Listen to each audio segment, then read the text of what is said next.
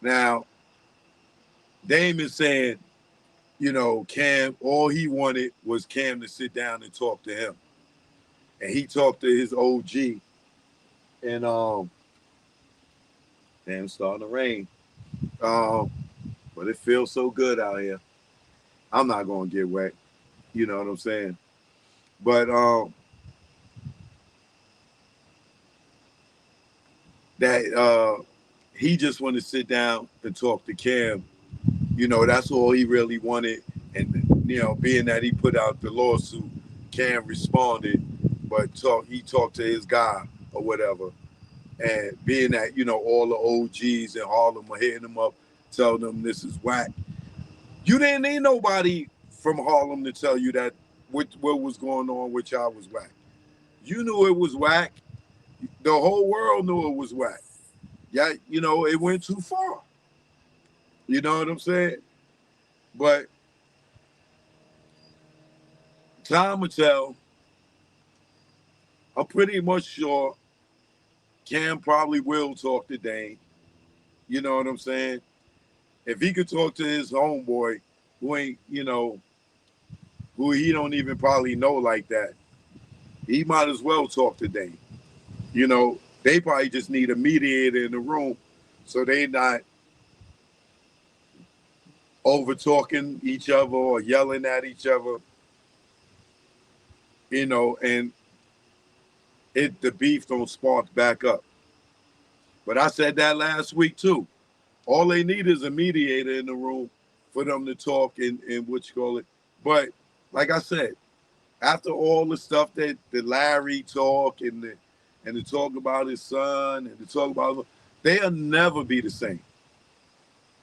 They'll never be the same. So they might as well just go ahead and squash it, agree to disagree, let bygones be bygones. But they will never, ever be the same. You know what I'm saying? But who am I to say? Cam went on the radio and talked about Mace and the whole dildo situation. You know, him, Jim Jones, and them, they said a lot of stuff about Mace. And Mace is sitting down talking to Cam and being cool with him again. So who am I to sit there and judge? Maybe him and Dame will be tight as ever. Who knows? But I'm just a different type of person. You cross me once, I'm not going to give you a second chance to cross me on that level to cross me twice. You know what I'm saying? I got dudes that I grew up with that crossed me, and I to this day still don't talk to them niggas. You know what I'm saying? When you got dudes that you love and you let that thing go for them and you would die for them, and you turn around and you look up and they cross you, I'll be damned if I let a nigga cross me again. You know what I'm saying? Especially when I don't put my life on the line for them. Cam and Dame, they haven't never reached that type of level of friendship. You know what I'm saying?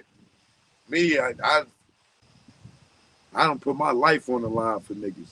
I don't put my freedom on the line for niggas.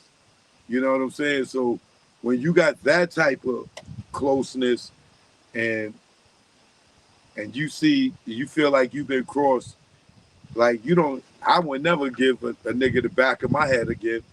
I would never get in the car and let a nigga sit behind me again. Hell no. You know what I'm saying? But I've been in the street for real. And then that's a whole different other level.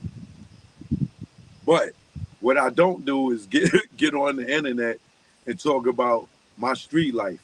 If y'all niggas think I wasn't in the street, good. I was just a cameraman. You know what I'm saying?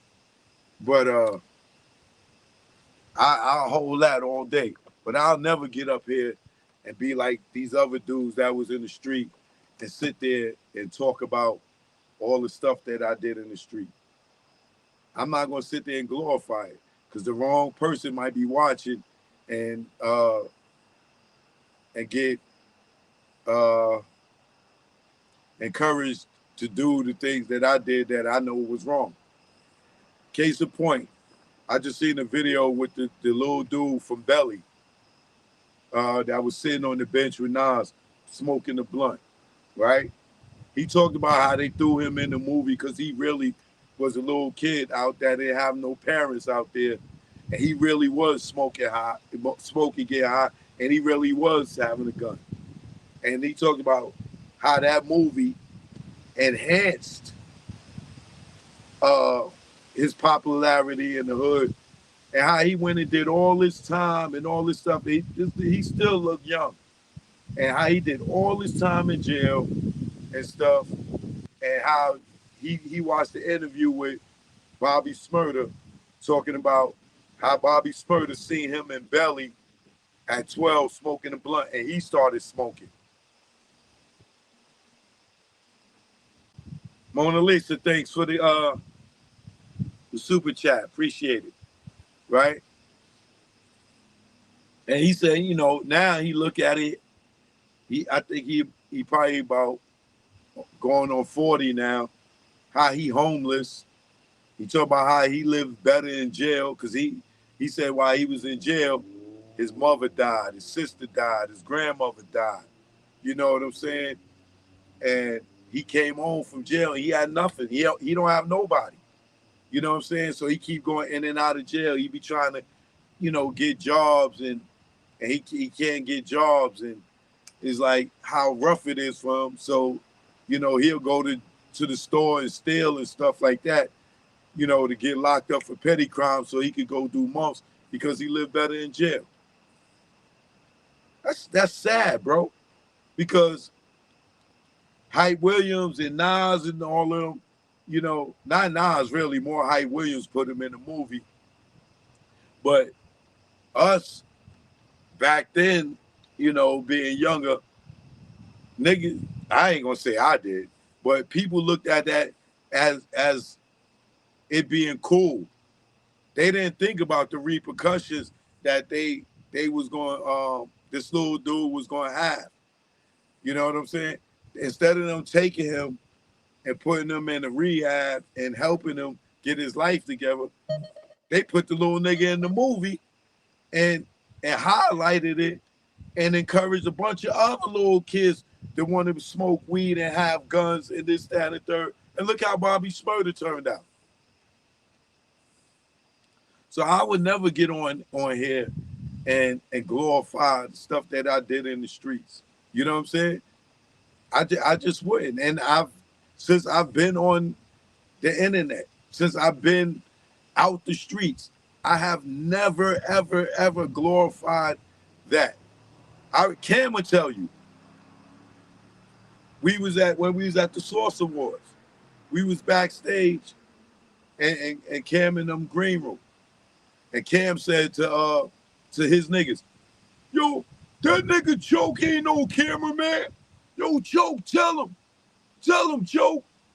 And I'm like, nah, I'm a cameraman. You know what I'm saying? I could have sat right there in front of all these niggas and whoa, whoa, whoa, whoa, whoa, whoa, whoa, whoa, whoa, whoa. And y'all have a totally different perspective about me. You know what I'm saying? Cam tried to get me to tell a room full of niggas from what he know about me. And I'm like, no, nigga, I'm a cameraman. And I'm wondering, nigga, how you know anything about me?